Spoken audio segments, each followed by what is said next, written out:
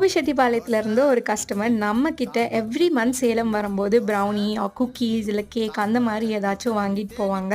So இந்த time எனக்கு சேலம் வர டைமே இல்லைங்க. ஸோ ப்ளீஸ் ஒரே ஒரு ப்ரௌனி மட்டும் செஞ்சு கொரியர் போட்டு விடுங்க அப்படின்ற மாதிரி கேட்டிருந்தாங்க.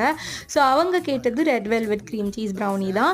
அவங்க கேட்ட மாதிரியே பேக் பண்ணி பீஸ் போட்டுட்டு பபிள் ரேப்லாம் பண்ணி கொரியர் கவர் போட்டு சென்ட் பண்ணியாச்சுங்க.